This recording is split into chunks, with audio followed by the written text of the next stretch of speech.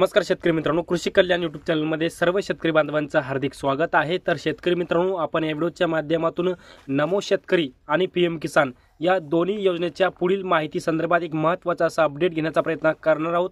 कारण की बहुतांश शेतकऱ्यांच्या मनामध्ये नमो शेतकरी आणि पीएम किसान संदर्भात मोठे प्रश्न आहेत। ते प्रश्नामध्ये पुढील हप्त्यासाठी कोणते कोणते शेतकरी पात्र आहेत, पुढील हप्त्यासाठी कोणकोणते शेतकरी अपात्र आहेत, पुढील हप्ता कधी येणार, कोणत्या तारखेला येणार, किती रुपयांचा येणार आणि डीबीटी इनेबल काही शेतकऱ्यांचं झालेलं आहे का नाही झालेलं आहे किंवा बंद पडलेले कसं चालू करायचं आहे, याचबरोबर या योजनेच्या निकषामध्ये काही बदल झाले आहेत का, याच्या संदर्भात बहुतांश शेतकऱ्यांच्या मनामध्ये प्रश्न आहेत आणि त्या सर्व प्रश्नाची उत्तरं आपण या व्हिडिओच्या माध्यमातून देण्याचा प्रयत्न करणार आहोत। तर नमस्कार, मी ज्ञानेश्वर सवंडकर स्वागत करतो कृषी कल्याण यूट्यूब चॅनलमध्ये। सर्व शेतकरी बांधवांना एक महत्त्वाची विनंती आहे, चॅनलवर जर नवीन असाल तर चॅनलला नक्की सबस्क्राईब करा, जेणेकरून असेच नवनवीन व्हिडिओ तुम्हाला आमचे सर्वप्रथम पाहायला भेटतील। तर शेतकरी मित्रांनो, चला तर व्हिडिओला सुरुवात करूया। तर शेतकरी मित्रांनो, सर्वात पहिला प्रश्न की डीबीटी इनेबल म्हणजे काय। तर शेतकरी बांधवांनो, सर्व जे काही नमो शेतकरी आणि पीएम किसानचे जे काही सगळे पैसे आहेत ते तुमच्या आधार लिंक बँक खात्यामध्ये जमा होत आहेत, आधार संलग्न बँक खात्यामध्ये जमा होणार आहेत। त्यामुळे आतापर्यंत तुमचं जर आधारला बँक खातं लिंक नसेल तर लवकरात लवकर करून घ्या, किंवा याच्या अगोदर आधारला बँक खातं लिंक होतं परंतु आता ते इनेबल झालं नाही, ते बंद पडलेलं आहे किंवा काही कारणास्तव डीबीटी इनेबल नाही आहे, तर तुमचं तसं जर असेल तर लवकरात लवकर तुमचं करून घ्या। ते केल्याशिवाय तुम्हाला नमो शेतकरीचा पुढील आणि पीएम किसानचा पुढील हप्ता येणार नाही, तुमच्या खात्यामध्ये हे पैसे येणार नाहीत। हे पैसे येण्याकरता तुम्हाला हे काम करणं अत्यंत गरजेचं आहे।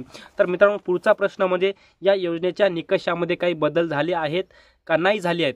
तर हे तुम्हाला सांगतो की आतापर्यंत राज्य व केंद्र सरकारच्या माध्यमातून कुठलेही बदल नमो शेतकरी आणि पीएम किसान योजनेसंदर्भात केलेले नाहीत, परंतु बदल जर केले तर राज्य सरकारच्या माध्यमातून केंद्र सरकारच्या माध्यमातून लवकरात लवकर कळवले जाईल।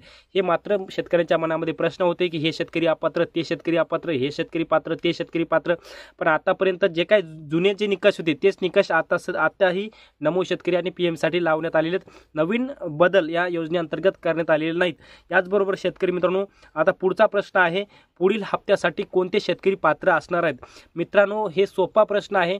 पुढील हप्त्यासाठी ज्या शेतकऱ्यांचं लँड रेकॉर्ड, आधार सीडिंग आणि केवायसी ह्या तिन्ही गोष्टी यस असतील ते शेतकरी पीएम किसान आणि नमो शेतकरीसाठी पात्र असणार आहेत आणि इतर शेतकरी अपात्र असणार आहेत।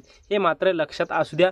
जे याच्या अगोदर नमो शेतकरी आणि पीएम किसानसाठी ज्या काही गाईडलाईन होत्या, जे काही पात्रता अपात्रता होती, त्याच पद्धतीने निकष याच्यामध्ये लावण्यात आलेले। त्यामुळे तुम्हाला जर मागचा पीएम किसानचा नमो शेतकरीचा हप्ता आलेला असेल तर हा सुद्धा तुमच्या खात्यामध्ये येऊन जाईल, परंतु त्याच्यामध्ये तुमचा आधारला बँक खातं लिंक असणं अत्यंत महत्त्वाचं आहे। हे मात्र तुम्ही लक्षात राहू द्या। तर शेतकरी मित्रांनो, पुढचा महत्त्वाचा शेतकऱ्यांचा प्रश्न तो म्हणजे पुढील पीएम किसानचा 19वा आणि नमो शेतकरीचा 6वा हे 2 हप्ते कधी येणार। तर शेतकरी मित्रांनो, सध्या जे काही पीएम किसानचे हप्ते वितरित झालेत, जवळपास आतापर्यंत 18 हप्ते वितरित झालेत, नमो शेतकरीचे 5 हप्ते वितरित झालेत आणि नमो शेतकरीचा 6वा, पीएम किसानचा 19वा या दोन्ही हप्त्याची प्रतीक्षा लागलेली आहे शेतकऱ्यांना। याच्यामध्ये जर सांगायचं झालं तर 20 फेब्रुवारी ते 25 फेब्रुवारी दरम्यान या पुढील हप्त्याचं वितरण होऊ शकतं।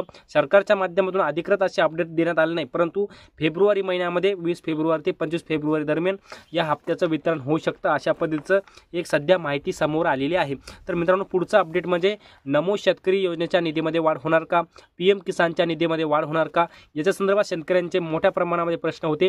त्याचं उत्तर हे म्हणजे पीएम किसानच्या निधीच्या वाढीबाबत सरकारने एक पत्र लिहिलेलं आहे आणि हे पत्र सादर केलेलं आहे। त्यामुळे जे काही पुढील येणारं राज्याचं किंवा देशाचं अर्थसंकल्पीय अधिवेशन आणि राज्याचं सुद्धा येणारं अर्थसंकल्पीय अधिवेशन, केंद्राच्या अर्थसंकल्पीय अधिवेशनामध्ये पीएम किसानच्या निधीच्या वाढीबाबत अधिकृत अशी तरतूद केली जाईल आणि राज्याच्या नमो शेतकरी योजनेच्या निधीमध्ये वाढ करायची असेल तर राज्य सरकारच्या अर्थसंकल्पीय अधिवेशनामध्ये या निधीची तरतूद करणं अत्यंत गरजेचं आहे।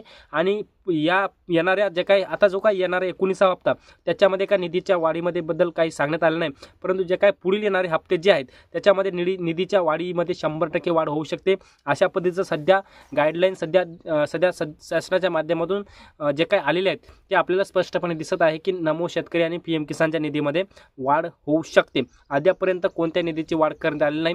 तर शेतकरी मित्रांनो, याच्या व्यतिरिक्त तुमचे काही प्रश्न असतील तर ते कमेंटमध्ये नक्की सांगा। तुमच्या कमेंटचे उत्तर आम्ही नक्की देण्याचा प्रयत्न करूया। धन्यवाद।